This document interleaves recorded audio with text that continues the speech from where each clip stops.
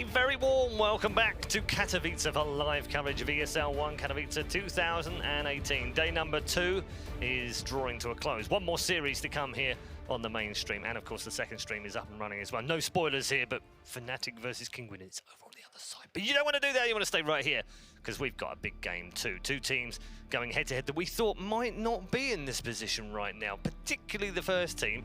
We've also had a little bit of a change up on our panel once more. We welcome back Purge alongside Fold and Has. Welcome back, Kevin. Thank you. Just quickly wrapping up on that last one, did you enjoy that?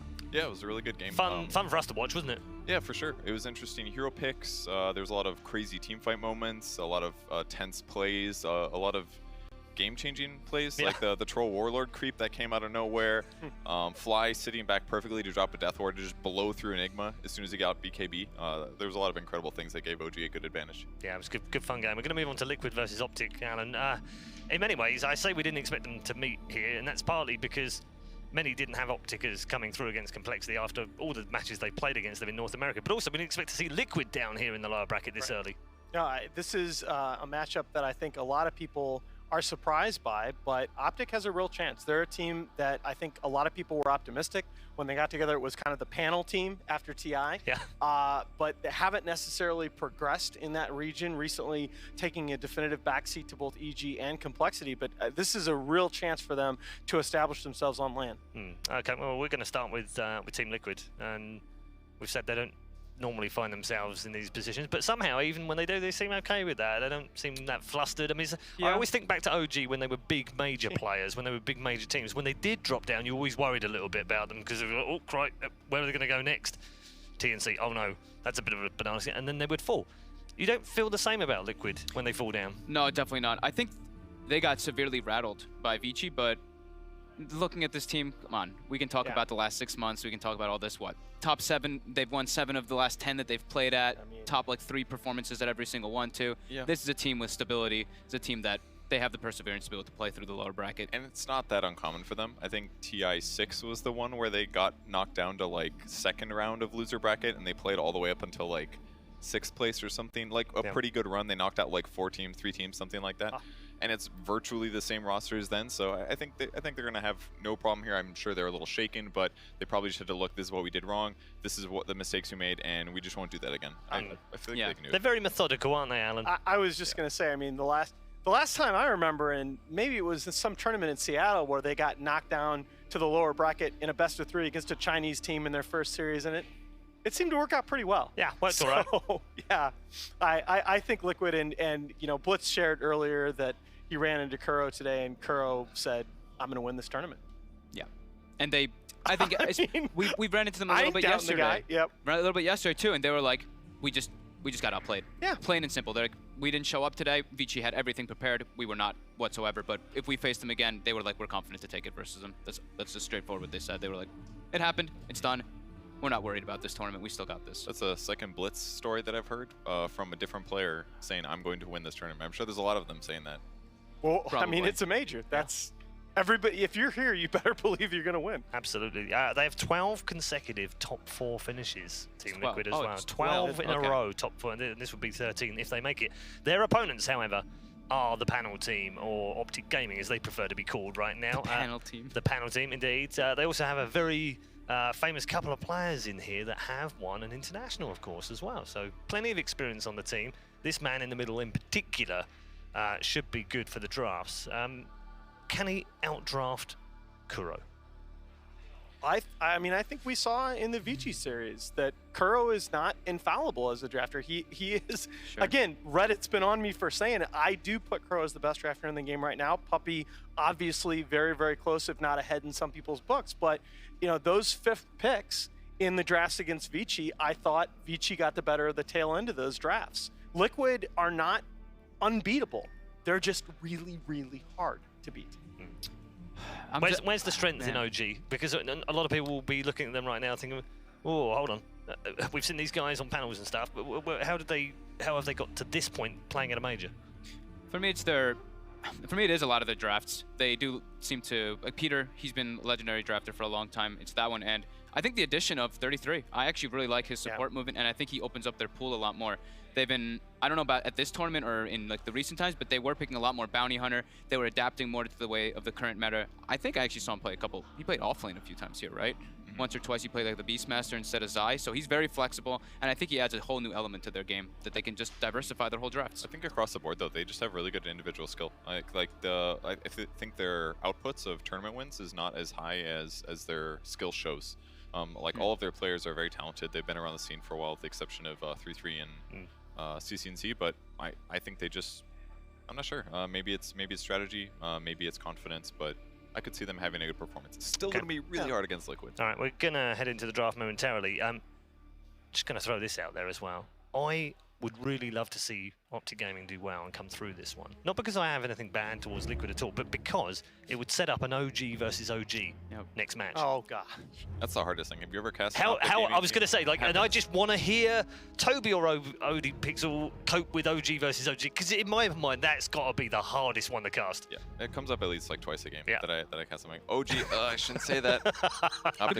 Do people actually call them OpTic Gaming? Don't you just call them you OpTic? You have to say only OpTic say versus OpTic OG, because otherwise you can't do it. I feel like most people here just call them OpTic. Yeah, they do. Right? It's just OpTic versus OG. Well, I feel like it's the easy Sometimes solution. I like look up at the team names at the top, and then I see OG, and I'm like, OG is, oh crap, can't say that. Yeah. Shouldn't. Fair. It's misleading. Yeah, it would also set up an Israel versus Israel matchup, which we haven't had at a major before. Okay, Anyway, so all of that's potentially in the future because they've got a big job to do here against Team Liquid with the draft underway. I can't get over Matu's hair. Oh my god, I just can't. What hair? Exactly. I can't. It does make me, I mean, I do miss the blonde wig, let's be honest, but otherwise, I like The blonde wig. It's the best time to pull it out, You actually. remember that. Exactly. I don't want to. Okay. We slightly did mention this hero. This is one of the ones that do like to play a lot, both on Peter and on 33. They've run this hero and with this, they benefit to his strength, so they like picking a lot of like mixed variety damage with it, so that physical and magical combination rather than just using that one aspect. And they do pair it with the Disruptor a good amount, right? Yeah, and this is Elder Titan is right up there in my kind of S tier group of heroes right now, with the Terrorblade, with the Lycan, with the Beastmaster, with the DK. with the DK since this tournament. Yeah, DK's moved exactly. As the Definitely heroes that are promoted. sort of borderline broken. I really like what this. He can stop a push by himself. He gives you insane zoning control in these team fights. I think the last time I saw OpTic Gaming play Elder Titan, it looked really good for part of the series. It might have been one of their cool matchups. But the way they played against it really well was they had very mobile heroes that weren't going to ever commit to a 5v5 fight. Because if everybody's really spread out and OpTic's kind of grouped together and they kind of just pick here or there and spread OpTic out, really limits what Elder Titan can actually do offensively and even defensively. It's just easier to pick them off. So maybe Liquid could go somewhere like that. And because the one game that OpTic did do that, they got shut down real hard and they just stopped picking it. So I wonder if we'll see something happen, because there hasn't been a lot of teams that have picked him in first round here. So it's interesting, right? If you look at the heroes that are usually banned first phase against Liquid, the Chen, Wisp, and Coddle are up there. The Razor is the other one that's most frequently banned against them. And it's interesting to me because the Razor is the one that if it's not banned, they'll almost always take it in the first phase. They just have such faith in this hero. And again, it's because all three of their cores play this hero in all three lanes. Do you think OpTic here, they might just open up with one of their big cores with that Terrorblade Gyro or Phantom Lancer just to match up versus the Razor? They have done some support Terrorblade opens in the past, and I like that a lot. I think Pycat is 7-1 on his Terrorblade, but the more conservative and flexible dual support, I think a lot of teams are very wary of being outdrafted by Liquid, and this is sort of the conservative route. So they're just doubling, they're going all in on teamfight then for OpTic, right? That's, if they pick Elder Titan and Warlock in their first two, you scared the hell out of me, by the way, Alan, when you said support and you were like support Terrorblade. I was like, wait, they picked support Terrorblade? And then I understood support hero plus then Terrorblade. Yeah, sorry. You concerned me heavily for a moment. But I actually support TB. I like this combo. Warlock's been getting a lot of play from complexity in the NA region, and I like this especially because Warlock is so dangerous when you don't have a mobility hero on the other side that can get into the back lines, and Elder Titan can really interfere with that big jump onto the Warlock. I feel like they're both vulnerable in that way. They sort of do similar things in that they provide good AoE team fight. I do like the potential of upheaval against somebody like Razor this game, because if you do initiate on him from a long distance away and get a couple seconds upheaval off, that's a team fight win, especially if you go in at the same time with Elder Titan. But if it's like a Storm or something, he's just going to hit the backline, I feel like. So I'm not super confident. It's great laning that Warlock provides, but I'm not sold yet that it's going to fit in perfectly. I'm glad you brought up, at least in specific, Storm, because right between these two, the first thing I see is lack of disable and lack of catch. Yeah. Sure, you can say, you know, ET has Stomp, but it's not reliable. It's one of those where you can juke it out in many different ways. Liquid takes out Bat, and they do take out DK. All right. Like we were saying, Dragon Knight just seems to be... Both of those would be great, because they could initiate, start a fight, and then let the Warlock and the Elder Titan follow up. So OpTic will need some hero like that. That way they're not the ones trying to defend. So looking ahead to the second phase, still the Tusk and the Rubik in the pool for Liquid. Those are both heroes that they're going to be looking at. OpTic, I really think this is the point in their drafts where they've tended to turn to more of a push-heavy hero like a DP or a Pugna. Gyro is still on the table for them and would make sense. Yeah, I like Death Prophet. I think that's a really good choice. I think Death Prophet, Queen of Pain, Terrorblade, and one I can't remember the other hero, but those are like the ones that we've been seeing a lot versus the Razor to try to take advantage, because you know he can't get a good link off in the game. Yeah, I like CCNC's Queen of Pain. He beat Cole on that hero in the decisive game the other night against Limp Sniper. Really looked confident in that lane. So there is one hero that we saw yesterday, Alan, that we were both super impressed with. In particular, one particular version of it, which was the Jug. And it's Pycat's most played in the last 3 months. Pycats love that hero forever. Yeah. I just feel like, well, Beastmaster's off the table, so... It's possible. Yeah. Bane's decent.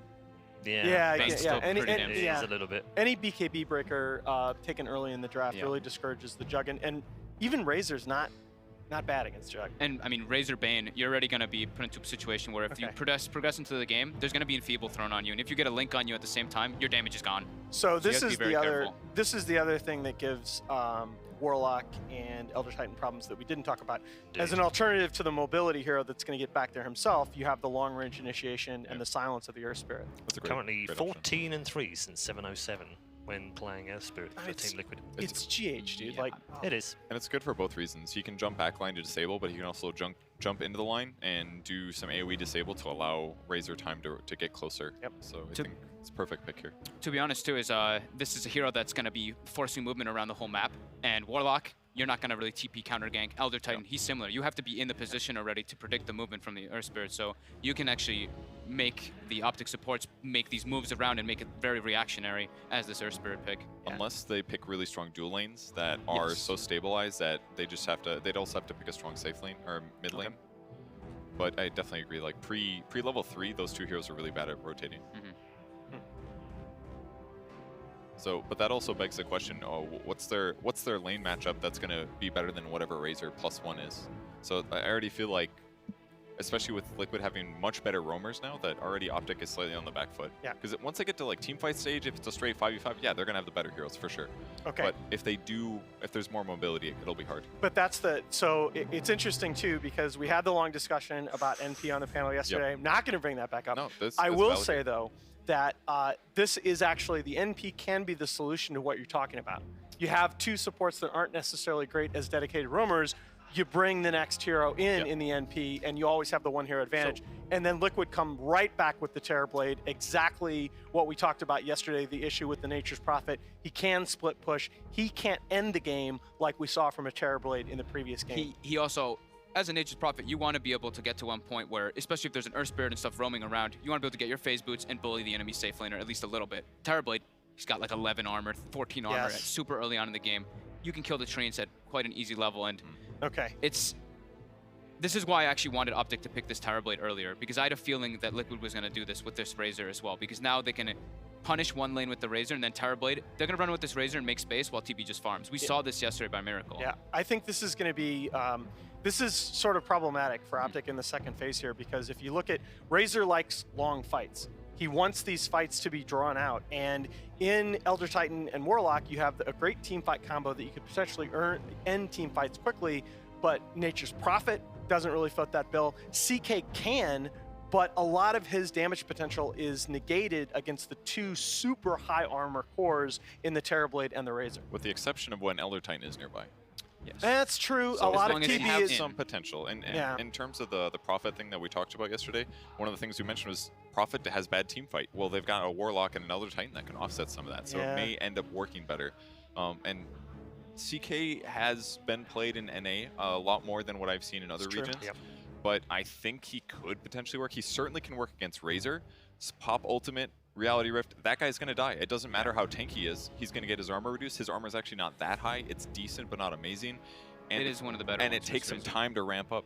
So I think the CK can work there. As long as they have some potential to clear illusions and get to the real Terrorblade, CK could be the right thing. He's great. He's great versus Razor, but I think OpTic, they have to ban Brewmaster here. I think if you leave I Liquid agree. Brewmaster, they're just gonna pick it, and then Phantasm is not even existent anymore throughout the whole game. You just The Wind Dispel. win Dispel, and yeah. it's gone. And it's already Phantasm versus Terrorblade at an instance in like later stages.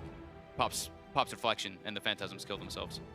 true. that spell. That No, spell it's is the actually perk. ridiculous. The perk is the issue. It's not Yeah, the no, spell. that's Yeah. what I'm saying. The spell, as the game goes on, the spell plus the talent that puts it on the super low cooldown is just It's- ridiculous. It's obnoxious and annoying to play against. And Then they ban the CCNC Queen of Pain. Yeah. okay. I just So, so I think for the I think they're record, putting the Razor mid, and they're looking to get Mind Control Zero offlane for now, unless we see the adjustment by OpTic. So does this guarantee? Can they do some kind of dual lane, tri lane thing on OpTic side? Because I feel like if CK has a free They lane, ban Brew. he can be really dangerous in the mid game, like early mid, 10 to 20 minutes.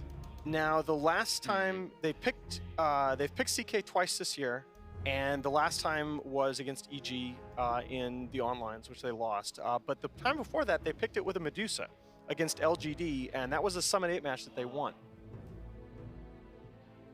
So I wonder if the Medusa is on their radar here. Okay, it is going to be the Pugna, so that's the other hero that they've paired it with, and that makes this a very strong tempo lineup in combination with the NP. It's just, I don't know that these 2 supports are the ideal supports for playing at the tempo that the 3 cores like to play at. I'm on point with the 2 support. What was the last pick by Liquid? There wasn't one.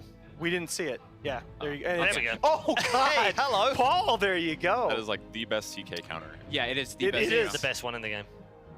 Stunning the illusions is always the big thing for me when I see CK. You see Phantasm. If you can stun those illusions, it limits his damage potential so much in Especially the fights. dual breath, liquid fire follow up. It's like Yeah. they just stop attacking. I liked Jakiro. the idea for OpTic, but I feel like they started off with one concept. They went entirely in another direction as the draft went on, and I think in a lot of fights that these 2 supports are just going to feel like excess baggage. Okay, On the side of let's get some predictions. We'll start with you, Fogt. I actually don't see Liquid lose with Terrorblade almost ever. I'm gonna go with them. Okay. Gonna go with Liquid. More TB rapiers. I don't know if he needs a rapier this game, but I think Terrorblade versus Nature's Yes, Prophet please, works is the really Yes, answer. well. yeah, absolutely. Yes, please, Kevin. I like the OpTic draft. I like what they're doing, but I have much more faith in Liquid taking the win with theirs. Okay. I will also go Liquid. All right, 3 for 3 on the panel. Decisive, I like that. Let's find out how decisive our commentary team are as we join them in the box right now. Gents, looking forward to this one. You've got a Jakiro. Yeah, we do, and we've also got a little bit of extra information on that All right, Jakiro. okay. Which unless is? they're going to switch, it's actually a Jakiro support. Which is how you play it. That's how you. But that means we're gonna have mind control Bane. Barely. Don't stretch too much here, But Toby. it's a Bane 3 position. Okay, which is interesting. where things get Yeah. very, very fun. Yeah, that's fun. All right, well, enjoy it. Bring us a good game. We will will. definitely. Nice to be casting with you again, Kat. We're back. When was the last time we cast? Was it ESL One Genting like 2 Yes. ago Yeah. for the grand finals? Yeah, when we were doing tricasts. Yeah, back when I was relevant. This is an ESL One special. It really is, right? Because Yeah. we did the Frankfurt finals together as well. Yep. 2015, Now we did. 2016. Ah, the Too many years. memories, the memories. Golden years. And it wouldn't be a Toby Capcast without awkward moments. Yeah, we're gonna have a lot more of those. But yeah, let's talk about our draft, man, because we saw the Jakiro 5th pick come up, and we're just like, oh yeah, 3-position Jakiro. Yep, This can come in, and then all of a sudden, Bane, mind control, gets picked. Like no. They'll swap, right? They'll swap. But the Bane offlane is not an unusual thing. It's unusual now, but it wasn't a little bit ago. I would still say it's pretty unusual. Who was the team that started actually just running off lane? Was it Virtus Pro that was doing it? Like there was one team who was just like once or something. there was I just remember there was like a 1 week period where like Bane off lane was the thing, and it was just like there was no way to beat him. He would just brain sap and he would do 1v2 lanes on this off lane. Yeah, he just kind of like runs at you. He's got brain sap. He's got pretty decent stats. It's like the same reason he's one of the best like 5 positions to zone heroes out, right? So that's naturally what you're going to end up into as an offlaner. You're going to end up into this duel against a support, and sometimes the carry comes in. Well, he's going to have GH backing him up. So there's definitely no way that Chaos Knight Warlock beats this duo, I believe. It's going to be an absolute nightmare, but that's why you see instead OpTic adding a lot of pressure onto the bottom lane. This dual breath into 33 as he goes under the tower. This is the way to try and secure the pull. Normally a Nature's Prophet can do this himself if he sends down 4 trees, but with the help of an ET, trying to cause a lot of disruption for Miracle on the safe lane.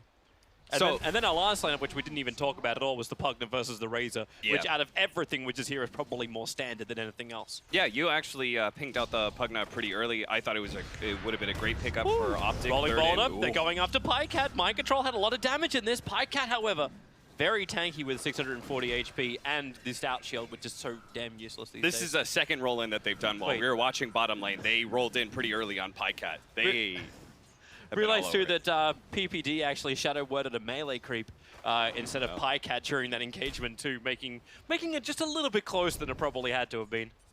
It's a level 1 shadow word, but still. So I think that the draft, what I really liked about Liquid was the fact that they instantly picked up the Terrorblade up against the Furion. They already had their support, so they couldn't give themselves like a Wyvern or a Coddle or something that deals with split push really well. But Terrorblade can deal with that split push as a core. So I did really like that pickup of theirs. The Bane is a little bit more interesting. I thought OpTic, well, I mean, it just kind of depends how the lanes come down, but OpTic and their final decision in the Pugna, I think, was the higher impact last pick. But we'll see. I mean, the Bane could just wreck the Chaos Knight. Chaos Knight does need to be able to have a strong laning phase, and that's obviously what Liquid are trying to inhibit right now. Yeah, and they're working quite successfully. GH going to go in again onto Pycat, into the trees, but Pycat sees it coming, doesn't get hit by the rolling boulder. Should also keep in mind, too, that GH has already hit that level 2, so he is very effective on that top lane, not just a rolling rock. He actually has an influence. This bottom lane is also very chaotic. Both 33 and Zai just try and pressure out Miracle, but while they do it, they're also ensuring they're getting the bounty runes because they're not allowing Kuro's pull to be really successful. And Pycat, oh no, there's Shadow Word. He's fine, and he's got stick charges. They are fearless because they know the support Warlock can't really have any impact on the lane. Like, he can only really heal the Chaos Knight. He can't punish you for diving the tower like GH keeps on doing against Pycat. Do you actually look for like high levels in upheaval on the Warlock just to try and counter this? You've already got the Fatal Bonds, which you kind of need as well if they're going to dive it. But do you think about upheaval height? No, leveling? later. Like, I think when you look at Upheaval, it's like your team fight. It's one of your big team fight abilities from a Warlock. It doesn't really do much for you in the laning phase. It's just, like, the impact is too slow and far too minimal to really give you much in the laning phase. Just think it was the way to stop him if they're going to dive you underneath the tower. Yeah, I think they just kind of have to suffer through that. Zai, all right, he already starts his TP. He knows this is not a fight he wants to take. Basically, both safe lanes kind of have to just suffer. Because it's a Furion ET lane right now against Zai. Kuro. TP's up towards the top. This will be the first blood. Mind Control, or maybe not with the double kick. Mind Control makes a break for the tree line. They are tied together with a Fatal Bond, so GH moves forward back, and Pycat low. There isn't enough for another hit. Not from the mana, not from the brain sap. So instead, it's going to be GH that falls. Zai brings the support in, and Mind Control is the man on the run. He wants to stick around for the 4-minute bounty rune. Okay, yep, that's not greed. That's calculation. It really is the, Miracle at bottom. He's quite low. Banger! Just so we can get the spirit out again. Needs the movement speed. Miracle up, down through the trees, and 33 reaches with the phone book. I think 33 is, Pycat, he may die now. They're actually just going to be able to take him out. GH Mind Control, just come right back. They're like, okay, you brought the Furion in. You blew a lot of your regen. We're just going to come right back and attack you again, as they should. Yep. And then Matoma needs to try and pressure in the middle lane as well. Like, this middle lane is the lane which has been going pretty even Stevens. This top lane, however, like, you're talking about the suffering, it was pretty damn good for the Terrorblade up until that point. Miracle still had really good progression. Mind Control is He doesn't care about Pycat. Pycat's got 79 damage with -60. Yeah, just think about the difference in the lanes. Like, they keep on attacking Kuro, the Jakiro, while you have Liquid attacking the Chaos Knight, and they have Enfeeble. So naturally, the Chaos Knight is going to feel a little bit more threatened, and it's going to have a harder time getting that CS. Oh, they're going again. Rolling Boulder. GH comes in on top of Pycat. Still got the Shadow Word on top of him, so there's a lot of life for Pycat to survive with. But Zai returns to the lane. No Sprout for control. GH goes for the double kick. And the Fatal Bond's tied heroes are moving back for the Shrine. Pycat tries pulling back in with the Reality Rift, but it will not be enough. They'll heal up under the Shrine and then come back to the lane. I think the cool part of this is that Elder Titan really takes advantage of the lane that's being given to him. We actually saw 33 and Zai swap roles in one of their earlier games, and this may actually be very similar to that because 33 is going to get every single bit of farm while the Furion's away. Yep. There's actually that kind of the thing I almost joked about before. GH now on bottom lane. Well, 33, this is why you don't want to leave him alone. Was joking actually about it, where maybe it's actually better if you run the ET3 just so Prophet can be a little bit more useful in life. Yeah, and that's kind of what they're running right now with the Nature's Prophet. Prophet trying to offset the fact that this dual aggro coming out from Liquid is really keeping the Chaos Knight down. So trying to give themselves a little bit of relief when it comes to that top lane. Eventually, we are going to see some rotations. I'm just not sure from where, because if the Razor tries to ever leave this mid lane, then Pugna's just going to take his tower. That's when everyone has to come to the Razor. Like, they need to change the balance of this lane. GH just picked up an Arcane Rune, so looking towards mid, can potentially get the perfect rolling boulder, able to connect, and CCNC stunned up perfectly. He's got enough life when he decrepifies and then trays what a beautiful GH out. turn. He'll go more, but it won't be enough. The Lightning Storm is already out. So a kill either way, but it's still the Pugna going down. A very noble sacrifice from GH. Terribly's just such a hard hero to shut down when it comes to CS because he has super high armor, so all your harassment just doesn't really do a whole lot. That's a problem that I'm seeing with all of this, is that Liquid and these traded kills and everything, it's fine for them because they're getting the farm on the heroes that they need to get farm on. Both the Razor and the Terrorblade top CS right now, while the Chaos Knight is a little bit farther down. And we'll just have to see what comes What's he meant to do? He doesn't do any damage. He's oh at my 82 God, damage. Miracle's getting chunked. Oh, But he has Thunder! He has level 6 already. 33 is going to lose his life. GH will arrive, and Zai wants to run away, but he's stoned to death right now. Double kill for Miracle. I want to see a replay of that because he actually picked up 6 like as they were kind of going on him there. Like Creep died and he got 6 off of it. Well, request for production. That side little point as well, like this Enfeeble on the top lane. So Pycat has 82 damage, and he's got -90 from the level 3 Enfeeble of Mind Control. So how are you meant to CS when technically you should be giving 8 HP with every swing of your blade? Dude, all of the damage is just going to disappear in this game. Razor and Bane on the same team. Just imagine somebody's enfeebled and gets that static drain onto them. One of the big things, the reason that this bottom lane is going relatively well for OpTic is, hold that thought, Miracle. Yeah, going to be initiated on. This time he won't actually have the ability to trade the life, but the creep wave's coming out from behind, actually causing some problems for OpTic. Did some damage to both 33 and Pycat. Back under the Shrine. Miracle ready to fight. Metamorphosis off cooldown in 5 seconds time, so GH will buy the time for it. Rolling, bouldering in with the kick, even connects onto Zai. They're aggroing out the creep army once more, but CCNC, double damage rune, coming down to the bottom lane. OpTic in force, decrepify onto the Jakiro. No follow-up blast. Actually, no, it does connect just in time. So Kuro copying a lot of damage, so does Miracle. GH needs to buy him time. It won't be there. The Fiend's Grip controlling up the Pugna. Zai can't reach over to Kuro. The Spirit may just do the work. Maybe it won't. 33 can't stop for a stomp. He has to keep running away. GH rolling boulder will slow him down, trying to move something as big as an Elder Titan to dodge a rolling boulder. Well, that ain't gonna happen. Lift with the knees and still not enough. And finally, Liquid can take care of this quad stack that's been sitting in front of them the whole time.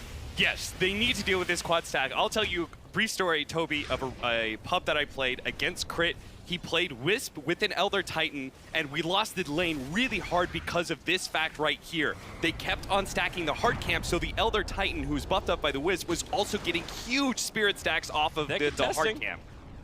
Decrepify's out once more. There's no follow-up. Instead, there's going to be the static link onto Zai. Doesn't look like there's a stun available. The kick was on the way, but too slow. OpTic really, were trying to contest for this, and now they're going to bounce out the lanes. They bought space, PPD almost up at level 6. And maybe that's the key, right? We look towards OpTic's lineup. You got a high amount of points. This is going to be your Miracle moment. Yeah, So he was on to holding that- the point. Yeah, he was holding on to the point. And then boom, let's trade. Got the rough end of the deal, 33.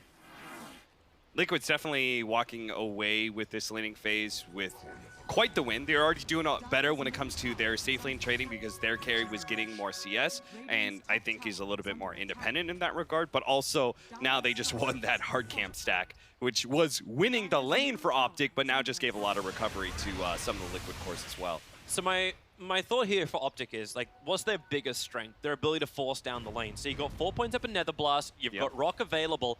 Can you just force the lanes? Can you change this 2k gold advantage to Team Liquid just by pushing into the fights, forcing moments like this, initiating onto the Bane, making it difficult to get back out again? But yeah, with the Brain Sap, PyCat can't do jack. They'll drop the Rock for this. So okay, don't save it for the team fight. Push for the kill, but he's underneath the shrine, even gets it off. You'll lose PPD in the back lines, the rotating Matomaman. Prophet can't get out. He's gripped up by mind control. Kuro and GH are nearby, but GH, he wants to help out somewhere else, but Matomaman doesn't need it. Already got a double kill himself. Save they mind got control. 3 heroes down, and this is just problematic. Mind control is alive. He's fine.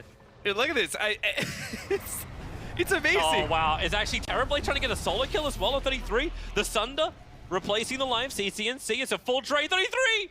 34 HP. He'll survive on. That's not true to his number, but CCNC comes out too far. Kuro will arrive. And with the dual breath, he gets the kill onto the mid Pugner. OpTic are just getting desperate now. They're trying to force plays because of the way, like that top lane, you get the Enfeeble off on the Chaos Knight, he pops his ultimate, you can't dispel Enfeeble, so he is then just an illusion at that point in time. He himself, his hero, was doing no right-click damage.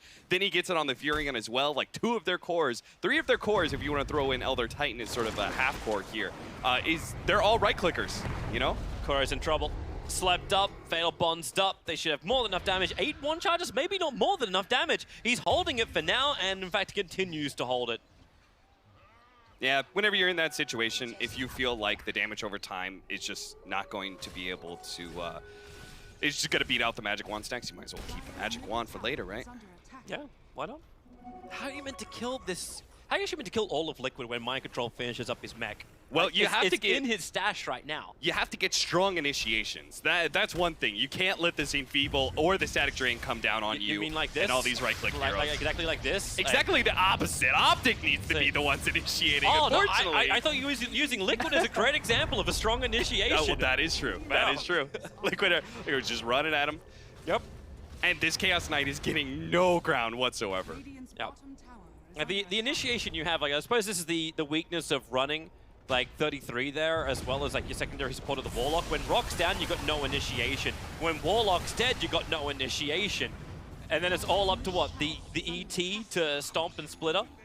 But he doesn't have a split yet. He's at level 7 on this ET. So Warlock was kind of a special OpTic hero. They ran it in their qualifiers. They seem to have some sort of affinity for this hero, but Liquid are definitely proving the big weak points of this hero, where they just play a really fast lineup and they just gun you down in the laning phase and keep running at you. And so even when you do have Golem, sometimes you're just forced into awkward ultimate usages just because everybody's in your face and you gotta use it. So can you buy time for OpTic? Like you have a Nature's Prophet. Like this should mean at least the side lanes can remain pushed in. Can Liquid answer that, or did Liquid just not give a hoot and just push down a lane, force a fight? Because whenever Metamorphosis is up. Yeah, I think it's kind of both. They will be able to deal with the side lane pushes of the Furion. Sometimes they've got Jakiro, who's really good at being able to deal with it as a support. They also have the Terrorblade, who can push out with Illusion, so that's super helpful. But then there are going to be other times where they're just like, we just push faster than you, so let's just force it. Yep. I can imagine the pushing faster when Liquid fires in a higher level, but Kuro's just been full fighting, like 4 points up in the dual breath. And then just a 1-2-1. But OpTic are grouping. So Rock off cooldown. Got the 4 points up in Fatal Bonds, ready to go. All he needs is a great initiation, then a follow-up from CCNC. Ether Lens is ready to buff them up too. They just have to close that distance. Drum charges Liquid. They're into the back lines. PPD, what do you do? Liquid, no, he's target number 1 because he's the only one that can win him this team fight. The rest of OpTic just start their TP away to safety, but it won't work for Nature's Prophet. Sent up in the air, the Yule Scepter on Matumbaman does the work, but they can't see him! He's in the trees! The TP almost done! Matumbaman gets the last strike of lightning. Yule Scepter Razor, huh? Yeah? Pretty cool. We'll be able to let him man fight against the Pugna a little bit more now that he's got an interrupt to the drain. Stop some of these TPs away. Some interesting ideas coming out from Liquid in this game. It's honestly really cool. It's gonna be that annoying thing too, like you keep getting decrepified and blast, you never know, you can't run out of it. Yeah. And then he's just gonna go in for, actually what is the next item? Because he's got the Yasha flying on the courier. And then it's gonna be the SMY into BKB. Yeah, he definitely needs BKB eventually in this game, but can afford to go for the SNY first. We have Zai, who's trying to pick up a Maelstrom, turn himself into a better right clicker, also allows him to shove out waves a bit faster. Unfortunately, because of the fact that Chaos Knight had such a bad laning phase, he's not going to have that like early blink, so they don't have an initiator really in so many of these team fights. Oh, Miracle. There's so many heroes here from OpTic. Miracle underneath the shrine, the rock will drop, and maybe they have enough, but no! The Sunder kicks in, Miracle has more life and support. Matumbaman's coming up through the Roche pit, so Pycat's caught on the wrong side of the tracks. He wants to get back down again, and all he can do is attack into illusions, so the stun will come in. Pugna is just dying right now to the Magnetize. OpTic are just dying to all of Liquid.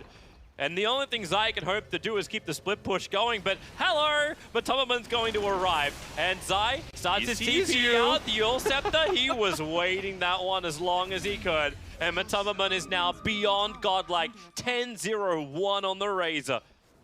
I can't believe how effective this Yule Scepter Razor has been. Like, it's so good versus Pugna, it's good versus the Furion. It actually is a decent defense to the Chaos Knight and Elder Titan. I don't know. I'm not sure how OpTic really recover this. That's the problem that I keep on going over in my head. No, Pycat, no, don't go in there! TP's right on top of GH in mind control, and they just look at it going, are they coming in force? They could have committed Fiends, or potentially just killed him straight off, because Kuro was around the corner. They're going to have a nice Guardian Greaves pick up from mind control, which is a huge boost, and their sustain, as well as the armor upgrade from Guardian Greaves, is really good versus Chaos Knight. You want the best sustain, just look at the net worth. And I'm not even talking like the overall net worth. I'm talking about the top 2 net worths with Razor and Terrorblade so far in front. The sustain is there from Bane from the 4.9k net worth, but he's being doubled by both the Terrorblade and the Razor. That is a very large overhang that Razor and Terrorblade net worth have over the rest of the team. Time for abseiling OpTic.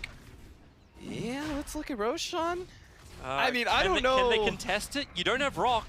It's down for another minute. The ET Spirit could be a pain in the butt, but... Yeah, honestly, no Rock, no Phantasm. Even though they don't do it very quickly, they actually could force Roshan. I think it's an unnecessary risk, though. I don't think there's any need for Liquid to really take Roshan without first killing some heroes of OpTic. Zai's just enjoying the split push life. Smoke up, Miracle. As well as Kuro. Yeah, they're coming out to fight. So the ET Spirit's nearby. It got pulled back and... They pinged it. They pinged it. The Spirit ran into the Razor while he was smoked up. Yeah. So they know what's going on and should not. Well, this is great for OpTic. This is wasted time for Liquid. Space for Zai. And they're actually... Liquid are making the fast play to bottom. Oh, God. And they could just hold him there, right? Yeah. Like, you just start the static link, send him up with the Yule Scepter, and Zai, where are you going to go, son? Here comes GH, rolling boulder forward. Not going to TP out this one. Silence kicked. Matumbaman will find the kill. I just love that synergy as well with static link Yules. 189 damage on it, and you can't walk away from it. Yeah. Well, there's your stat for your Yule Scepters. 8 prior pickups on Yules, all wins. So they deal with the Furion push. Pugna was pushing mid, who cares? Miracle's going to be able to push top faster, but they're going to try and fight him. Terrorblade, he needs someone to sunder. If anyone wants to come in nice, because nice he Manta-style dodged the rock and the Fatal Bonds. So now Mind Control will just have to sacrifice himself. Everyone else will TP out safely. Prophet TPing towards the front lines, looking for Miracle. Cuts the tree line, so he does find him. Miracle starts his TP. Where's the stun? Where's the control? No. It doesn't exist. And goodbye. Pycat was too far away. So I've been watching PyCat. I think he feels a little lost. He actually had Battle Fury queued up at one point in time. Now he's got the Armlet queued up. He's not sure what he's going to go when he finally does manage to get farm. Well, he's probably thinking of being strong enough to deal with the Terrorblade, but now that point is well past, so he can't just clean up the illusions of the Terrorblade. So even though this looks like Liquid are just totally stomping over OpTic, there is ways for OpTic to be able to come back in this game. They can like win one team fight and play. They could take a lot when they do win that one team fight. That Stomp needs to create space. GH rolls up. Can he get the double kick? Looking for him. Needs the target. Here goes your first kick. Connects onto 33. Miracle and Mind Control right behind him. And Fiend's Grip not in range. 33 continues to run instead. Meanwhile, PPD caught out by Matumban and Kuro. They were the flankers around the side. 2 heroes down for OpTic. Goodness gracious, Liquid have 24 kills in 20 minutes. Yeah, that's not too shabby. Normally you say 24 kills total, but just one team is getting more than 1 kill a minute. All right, back to Roshan. Now Liquid have found the pickoffs. Back to our initiation up on top. So you're seeing why they picked up Pugna versus the Terrorblade. It's like a very strong matchup in this regard, but unfortunately many times OpTic are just they're far enough behind that they can't quite get the kill. Like in that situation, Manta Dodge plus the Guardian Greaves pickup as well is what really killed their kill. There was another one where they got a 1-second stun from the Chaos Knight that allowed the Miracle to be able to get off Sunder. That was also a problem for them. It's just a little bit too far behind from the laning phase to make the big plays that they were looking for. So they need something to get back. They need the pickoffs or the split push. Somehow space to be created. Zaya's going to be an elusive Nature's Prophet by picking up the Shadow Blade. But the top push is coming in. Miracle has Aegis the Immortal. Kuro has 4 points up in Liquid Fire, which makes these pushes even easier for Team Liquid. Very little risk going into the tower with that slow attack speed. Matumba Man has set a trap. He's waiting for these heroes to go for this cheeky push. He's going to stop him. He needs to be close enough for Static Link and then to hit him. Top lane still attacking. CC doesn't have TP. He's actually got TP on cooldown for 7 more seconds. So Miracle's up on the high ground, having a great old time because there's no Pugna, there's no Nether Ward. PyCat can Phantasm potentially. Here goes the 3-second stun. Terrorblade still just sits there. He's happy. The tier 3 tower is about to fall. 22 minutes in. They're pulling back in. Is there enough of a drain? CCNC a little bit too far back, but now they do get a good rock. But the hit in from GH, perfectly connecting. Magnetize onto the 3 heroes of OpTic, trying to defend while PPD is watching the nightmare situation that is this game unfold before him. He's now out of the nightmare, but the nightmare is still real. Fatal bonds him up. Matumbaman has arrived. The high movement speed under the tower. Goodbye, PPD. No, he'll let him live on 19 HP. Zai will not be so lucky. Oh my god, that kill was worth 1,200 gold. Jesus. 1260. They bring down the Pele racks. I think Miracle would like to have the top racks too, but they keep getting fatally bonded up. So you just keep decrepifying and blasting, and Miracle is actually killing the rest of his team. Bit by bit, they'll come forward. And buyback is here from Prophet. Is it a Wrath of... No, they never even have a Wrath of Nature. They need vision on him first. The Spirit in, they're TPing him to the shrine to come around the back. Team Liquid standing their ground to fight. 33 thought he could help out, but all he's going to end up doing is dying to the 4 heroes of Liquid as they turn their attention towards Zai. OpTic, retreat to safety. Not that I know exactly where that is on this map right now for you. In their fountain, I believe, Toby. I don't even think that's safe. Terrorblade will just walk in, tank all the damage, and then sunder somebody, and then just take him out.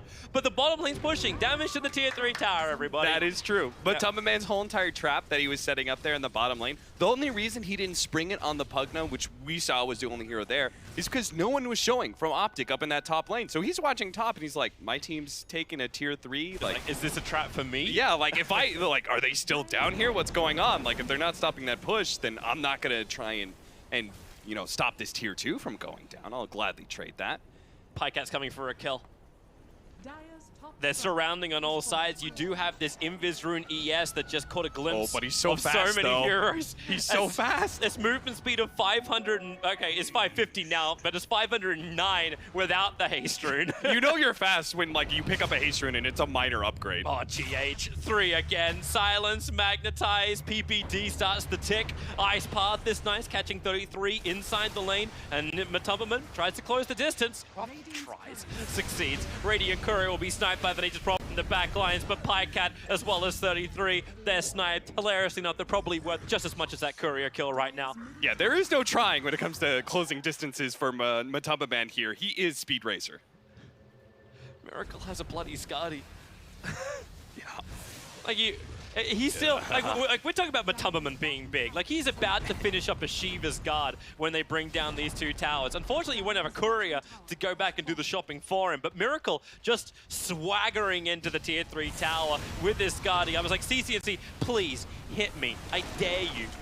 All I want to do is take out your Nether Ward and then just swap my life for someone. Rocket's good on the side. Fatal Bonds is also quite decent, but this tower is just falling. They want to get out of the upheaval, not to mention the 4-man stop and split. This'll be nice. 3-man pulled back in. No real follow-up damage. Defensive Fuel Scepter from the Razor into 1 charges. They need more life. Bane, Nightmare tries to protect it, but the Ice Path from Koro controls the back line. GH goes in, snipes out the mid. The Earth Spirits wreck in the mid of OpTic Gaming. Pycat's coming from behind. Just going in for Zai. Come on, Pycat, do something. You've got multiples of yourself. You've killed off Koro. Now can you go towards Miracle? Okay, there's 4 Pycats, but they're fighting for the wrong side. Everything is a mirror image, and you're going to be losing off PPD. Mercy, please. White flag on the door. GH is going to attempt to TP out in the trees. He's even going to survive that, while 33 dies under the mid-tier 3 tower. The Tubberman's still there. Okay, the Jaeger's the immortal. I'm at least hearing that timeout. The PPD, you said the fountain was safe. He's in front of it. He don't look no safe. Razor, defensive spin, and GG well played. 35-8, 26 minutes, and this game is well and truly secret. Liquid just worked OpTic in this first game. OpTic just looked The smiles, the giggles. Oh, no. I mean, you're going to feel great if you're Liquid in that game. OpTic, meanwhile, if you're a viewer, you're looking at this game, you're going like, man, OpTic looked like a terrible team. It's because the fact that Liquid made the pace so fast that it naturally brought out more mistakes from OpTic, right? They tried to keep up. They were desperate. It was like desperation was the real term for everything going on with OpTic Gaming in that match, right? It was just, they were desperate to be able to, oh no, we lose that top lane where the Chaos Knight pops and they go for that Bane. They lose that kill. They're like, damn it, that didn't work. Quick, make this play at bottom. That doesn't work either. They're losing their barracks and they're trying to retreat. Oh, let's buy back and TP in the Furion. They were desperate to be able to get something in return, but Liquid were just playing too fast and two together constantly. Liquid were just absolutely perfect. And you're right, OpTic were trying to force it almost as much as a 5 intel rush down mid, but game 1 goes the way of Team Liquid, and we'll be back for game 2. Cannot wait. Yep, nor can we. We can't wait either. Thank you very much, Toby. And Cap, of course, reunited for a little while here at the ESL One Katowice. Game 1 goes the way of Team Liquid. Very dominant performance. Let's find out what our 3 panel members thought of that one. We're back with Nahaz, with Purge, and with Fog. We'll start with you, Fog. It's kind of harsh, isn't it? But my God, that was a brutal game. So it was a game I casted about, I think it was like 6, 7 days ago, 8 days ago, where Envy did a phase Ewell's Razor and he took over the game. Yeah. Matu just did the same thing. He just went from lane to lane, was killing everybody. It was like bottom. Miracle got punished, got pressured a tiny bit from 33, who had excellent game. Respect to him. Respect An to him. excellent game on the other end. He still was farming well, right? Last hitting well. He still did get punished a couple of times, but then those Matu rotations on the Razor were absolutely phenomenal for me this game. And I think the story of the game is why you don't pick Chaos Knight. It's because he's very easily pressurable like this, and that's exactly what Liquid did. They grabbed heroes, they put them in a weird thing, in a weird situation with a Bane off lane, and they paired it with a Earth Spirit, and then they just run at him. And like, he doesn't do that much in the first couple levels. All he can do is pull a hero back, stun them, attack a little bit, but not more than like a regular hero. So he just is kind of a crappy carry level 1 to level 3 if pressured. If he doesn't get a first item pickup, then his carry potential is not much. And they tried to stabilize that by ganking, and it never worked. Yeah, the pace was red hot, wasn't it? Oh, that first play right there, the 7-minute play on bottom, where 33 did a great job of at least making Miracle feel some pressure in lane, but Miracle gets his level 6 right on time for that Sunder to go off. And that's what we talked about that they had to do with the Nature's Prophet. He had to be applying pressure to those lanes, and the one big gambit to set Miracle back really fails, and it just felt like the game was slipping away from OpTic from there. You've talked a lot, Alan, over the last couple of days, and actually all the way back to Genting about sackable lanes. Yep. Right? If there's a man that got sacked in this, it was Mind Control. Like, the guy finished 5th in net worth on his team, right? Behind a Kuro Jakiro, which was 3rd highest in his team. And they still put out a performance like that. But that's the bane, and the key to that was they needed him to get the one item. They needed him to get early mech and the Greaves up, and they didn't really care about any other items on the Bane from that point. It was a very calculated Liquid approach. They knew exactly the pace they wanted to play at. He was just a pressurer, right? Yeah. He enfeebled and brain sapped and just sat inside CK's face and made him miserable. Yeah, it wasn't about whether or not he should have farm. It's more like he accomplished what he needed to, which is level 1. Right.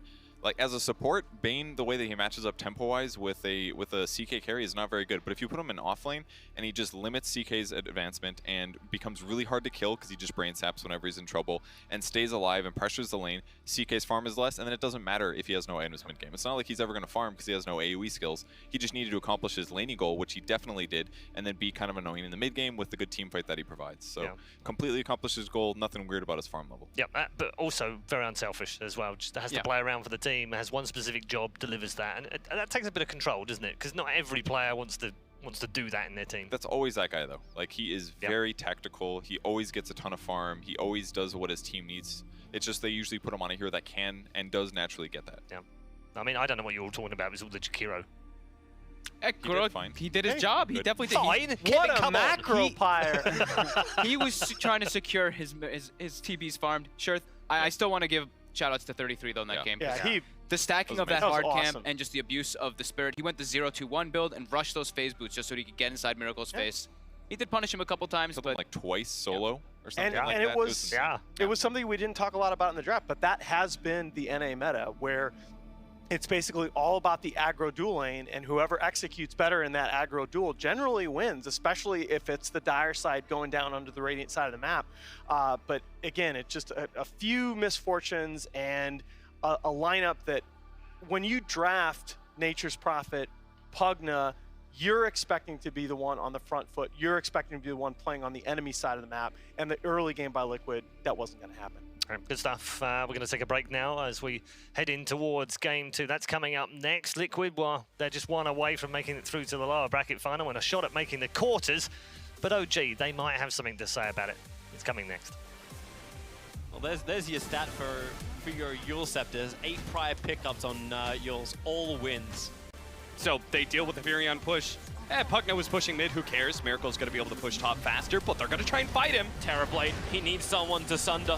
If anyone wants to come in nice, because he Manta-style dodge the rock and the Fatal Bonds. So now Mind Control will just have to sacrifice himself.